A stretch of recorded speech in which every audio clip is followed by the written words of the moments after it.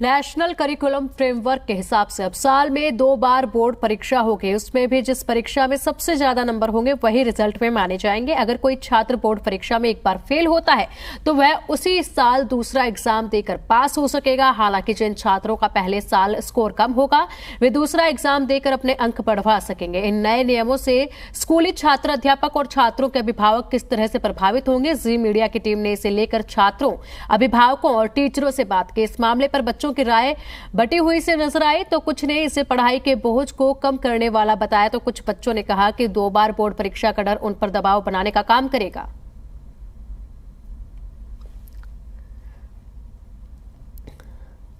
पढ़ाई का exam patterns का तरीका बदलने वाला है, तो वैसे में बच्चे क्या सोचते हैं, तो आइए एक बार बच्चों से हम लोग पूछते हैं। नेहा है हम लोग के साथ।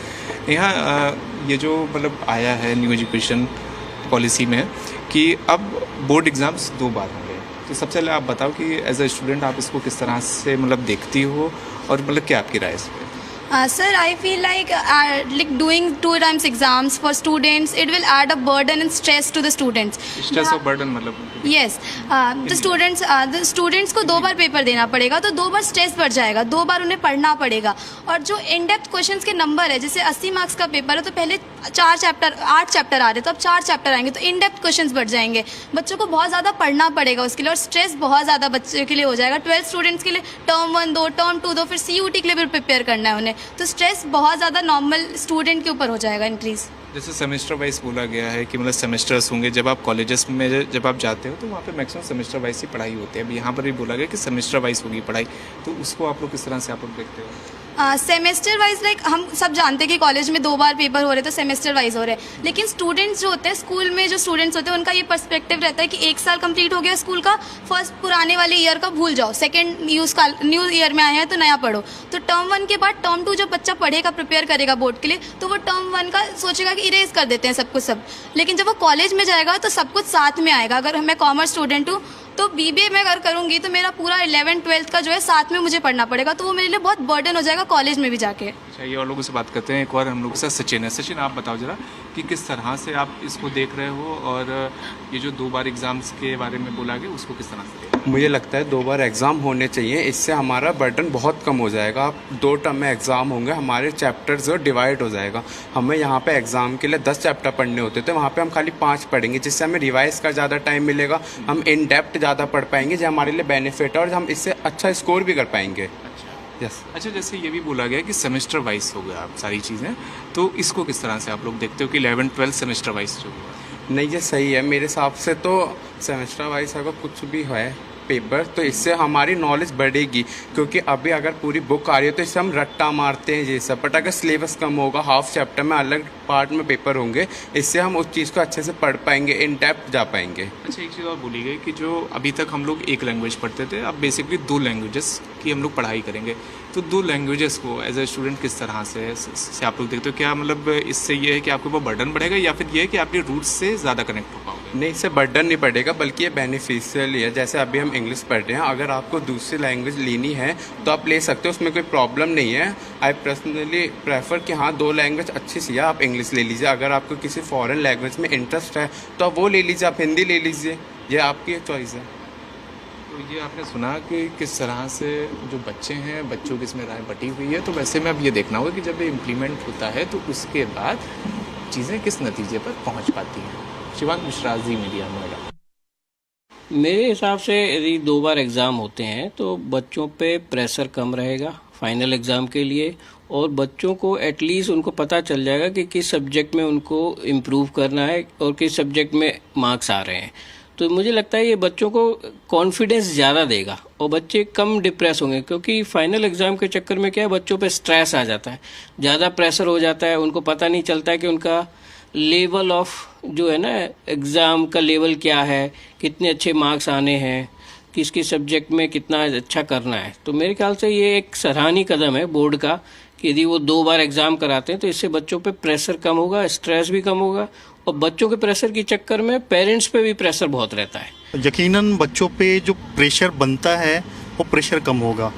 इसमें अभी एक पॉलिसी है कि 5th ग्रेड तक कोई मार्क्स नहीं होंगे और वो केवल ग्रेडिंग सिस्टम पे ही जो है उनको इवेल्युएट किया जाएगा।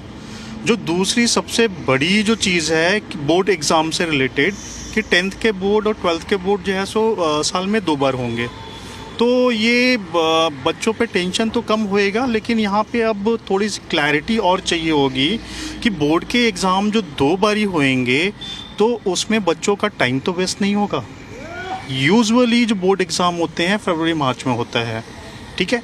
अब ये जो बोर्ड एग्ज़ाम होएगा वो मतलब क्या हाफ सेमेस्टर पे लेंगे या पूरा कंप्लीट कोर्स होने के बाद लेंगे? अगर वो जून जुलाई तक एक्सटेंड होता है तो ये बच्चों के लिए तो फिर टाइम लॉस है ना।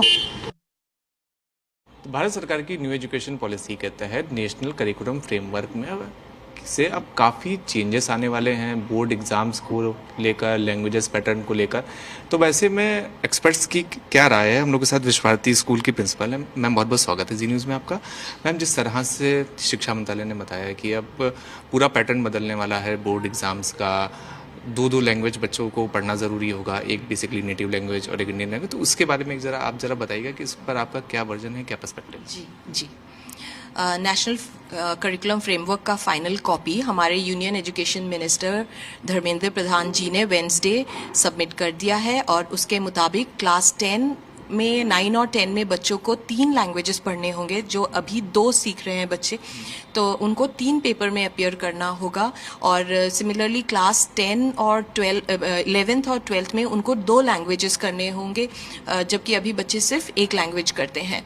तो इससे डेफिनेटली उनका जो ऑब्जेक्टिव है, उनका जो गोल है वो बहुत अच्छा है कि हम हमारे बच्चों को हमारे देश की जो भाषाएं हैं, वो जो संस्कृति है उसकी जो है उसको हम और स्ट्रॉन्ग करेंगे, फाउंडेशन और स्ट्रॉन्ग करेंगे उसको एग्ज़ाम बेस्ड करके। ये बहुत अच्छी बात है, लेकिन मुझे थोड़ा सा शंका है, डर है इस बात का, कहीं बच्चों का जो स्ट्रेस है, नंबर ऑफ़ सब्जेक्ट्स बढ़ गए हैं, तो क्या हम ऑलरेडी बच्चे इतने स्ट्रेस्ड हैं, इससे हम उनका ये स्ट्रेस लेवल कहीं और ज़्यादा तो इंक्रीज़ नहीं कर देंगे इससे। लेकिन जब हम इसको इम्प्लीमेंट करेंगे तभी पता चलेगा इसको हम मतलब ये कहाँ तक ये डिज़ायर्ड रिजल्ट्स लाएंगी। इसमें भी जैसे ये बोला गया कि मतलब सिलेबस को वो मतलब कम करा जाएगा ये सब, तो इससे क्या बच्चों की जो मतलब क्षमता है वो और ज़्यादा मतलब अच्छे से मतलब हो पाएगी? क्या होगा उससे? सिलेबस को कम खैर कोविड के टाइम पे किया था, लेकिन कोविड खत्म होने के बाद पिछले साल वो सारे चैप्टर्स दोबारा डाल दिए गए हैं। तो इस बार जब बच्चों ने बोर्ड एग्जाम्स दिए थे, most of the chapters were included in it. लेकिन अभी जो वो एक नया पैटर्न ऑफ एग्जामिनेशन सजेस्ट किया गया है, अब एनसीएफ कह रहा है कि ये रिकमेंडेटरी है और ये स्टेट को फ्रीडम दिया गया है टू एक्सेप्ट इट और टू रिजेक्ट इट। ये अच्छी बात है कि उन्होंने ये ओपननेस दी है। प्लस ये इमीडिएट तो हम इसको इम्प्लीमेंट नहीं कर पाएंगे, लेकिन ये जो 2 बार बोर्ड एग्जाम की बात करी है इन्होंने, ये बहुत अच्छा भी है, क्योंकि जो बच्चा एवरेज है या जो पुअर परफॉर्मर है, जिसके लिए 15 चैप्टर इकट्ठा रट के या लर्न करके एग्जाम में परफॉर्म करना एक चैलेंज है, उसके लिए ये बहुत अच्छा हो गया है, क्योंकि उसको एक बार में एक सेमेस्टर में 6 या 7 ही करना पड़ेगा। फिर आराम से वो उसके बारे में उसको सोचने की ज़रूरत नहीं है, फिर वो बाकी 7 या 8 चैप्टर तैयार कर सकता है, उसके मार्क्स भी अच्छे आएंगे। लेकिन जो इंटेलिजेंट बच्चे हैं वो कह रहे हैं, या जो बच्चे थोड़ा सा, देखो इंटेलिजेंट बच्चा हमेशा थोड़ा उसका एंजाइटी लेवल हाई रहता है, और हाई रहता है इसलिए वो हाई परफॉर्म भी करता है। लेकिन वो बच्चे को उस एंजाइटी लेवल से 2 बार गुजरना पड़ेगा एक साल में, क्योंकि बोर्ड एग्जाम बोलते ही वो उसको एक दूसरे नज़रिए से देखते हैं, वो बहुत सीरियस हो जाते हैं। बच्चे अपने कल्चर से, अपने रूट्स से बहुत अच्छा जुड़ पाएंगे, जो अभी तक क्योंकि करिकुलम के सहारे उतना नहीं हो पा रहा था, और लगातार मतलब बीते कई वर्षों से लगातार चीज़ की मतलब मांग भी चल रही थी कि भारत में जो बच्चे हैं उनको पढ़ाई के सारे उनकी कल्चरल रूट से भी जोड़ा जाए। तो इसको आप किस तरह से देखिए, वर्नैकुलर लैंग्वेजेस जो हम बोलते हैं, एवरी स्टेट का जो रीजनल लैंग्वेज है वो बच्चे को सीखना चाहिए। हम क्या करते हैं, हम अभी भी वो कॉलोनियलिज्म का जो असर है उस पर अभी भी है, अंग्रेजी पे बहुत ज़्यादा जोर डालते हैं, और जिसके वजह से हमारे बच्चों को अपना वर्नैकुलर लैंग्वेजेस, मैं एक असमीज़ हूँ, तो मेरे टाइम पे मैं लकी हूँ कि मुझे असामी पढ़ने का मौका मिला, लेकिन जो मेरा बेटा है उसको नहीं पता असमीज़, वो बस सब कुछ उसको इंग्लिश में ही करना है। सोशल मीडिया में भी सब कुछ इंग्लिश है। ठीक है, बाहर हायर स्टडीज़ के लिए उसके लिए चांसेस अच्छे हो जाते हैं, लेकिन वो अपना ट्रेडिशन नहीं भूल सकता है, अपना कल्चर भूल नहीं सकता है। कहीं भी बाहर पढ़े, उसको अपने देश से जुड़ा रहना पड़ेगा, उसको अपने मिट्टी से जुड़ा रहना पड़ेगा और उसे उस पर गर्व होना चाहिए। ये जो NEP के तहत, NCS के तहत ये जो सारी तैयारी की जा रही है, जो सारे बदलाव करे जा रहे हैं, इसका बच्चों के ऊपर क्या असर पड़ेगा और इसमें किस तरह से जो बच्चे हैं, बच्चों के हमने फ़ायदे भी बताए और ये भी मतलब हर तथ्यों पर सामने रखा कि किस तरह से बच्चे से अपनी रीजनल लैंग्वेज से जुड़ पाएंगे, जो एवरेज बच्चे हैं उनका फ़ायदा होगा। तो ये सारी चीज़ें हैं CM। शिवांक मिश्रा, जी मीडिया, नोएडा।